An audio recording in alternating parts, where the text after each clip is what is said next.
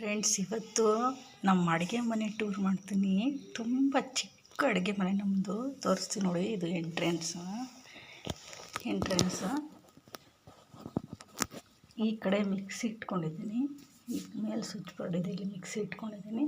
ಅಲ್ಲೆಲ್ಲ ಏನು ಇಟ್ಕೊಂಡಿಲ್ಲ. ಇದು ಶಿಂಕು ನೋಡಿ. ನಮ್ಮದು ನಾನು ಮಾಡಿಲ್ಲ ಕಿಚನ್, ಏನೂ ಇಲ್ಲ. ಸ್ಟೆಪ್ಸ್ ಗಿಪ್ಸ್ ಏನೂ ಇಲ್ಲ. ಇದು ಸ್ಟವ್. ಅಲ್ಲೊಂದು ಸ್ವಲ್ಪ ಆಯಿಲ್ ಅದೆಲ್ಲ ಇಟ್ಕೊಂಡಿದ್ದೀನಿ. ಇಲ್ಲಿ ಅಕ್ಕಿ ಡಬ್ಬ ಇದು ಎಲ್ಲ ಇಟ್ಕೊಂಡಿದ್ದೀನಿ.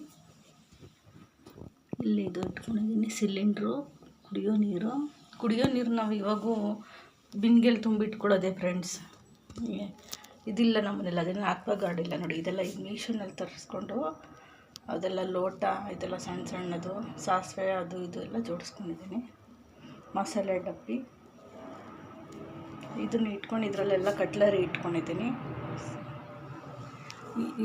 ಮೂರೇ ಸ್ಟೆಪ್ ಫ್ರೆಂಡ್ಸ್. ಅದರಲ್ಲಿ ನೋಡಿ, ಇದು ಸ್ಟೆಪ್ಪಲ್ಲಿ ಇದೊಂದು ತೊಗೊಂಡಿದ್ದೀನಿ. ಇದರಲ್ಲಿ ಒಂದು ಸ್ವಲ್ಪ ಪಾತ್ರೆ ಎಲ್ಲ ಇಟ್ಕೊಂಡಿದ್ದೀನಿ.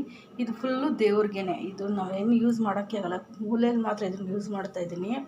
ನಮ್ಮ ಮನೇಲಿ ದೇವ್ರ ಮನೆ ಇಲ್ದಿರೋ ಕಾರಣ ನೋಡಿ, ಇದೆಲ್ಲ ದೇವ್ರಿಗೆ ಫುಲ್ಲು. ಇದು ಇನ್ನು ಕೆಳಗಡೆ ಸ್ಟೆಪ್ಪಲ್ಲೂ ಅಷ್ಟೇ ಬಿಂದಿಗೆ ಇಟ್ಕೊಂಡಿದ್ದೆ ಕುಡಿಯೋ ನೀರ್ದು.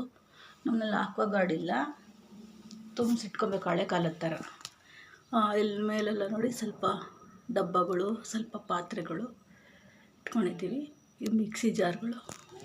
ಅದ್ರ ಮೇಲೆ ತೋರಿಸಿದ್ರೆ ಅಟ್ಟದ ಮೇಲೆ ಬರೀ ಪಾತ್ರೆಗಳು ನೋಡಿ. ದೊಡ್ಡ ಪಾತ್ರೆಗಳು, ಅಂದರೆ ಫಂಕ್ಷನ್ಸ್ಗೆ ಯೂಸ್ ಮಾಡ್ತಾರಲ್ಲ ಆ ಪಾತ್ರೆಗಳು. ಅದನ್ನೇನು ಡೈಲಿ ಯೂಸ್ ಮಾಡೋಕ್ಕಾಗಲ್ಲ. ಅದು ನಾನು ಡೈಲಿ ಯೂಸ್ ಮಾಡೋದು ಇಲ್ಲ. ಇಷ್ಟೇ ಫ್ರೆಂಡ್ಸ್ ನಮ್ಮನೆ ಅಡುಗೆ ಮನೆ ನೋಡಿ. ಇಷ್ಟೇ ನಮ್ಮದು, ಚಿಕ್ಕದಾಗಿದೆ.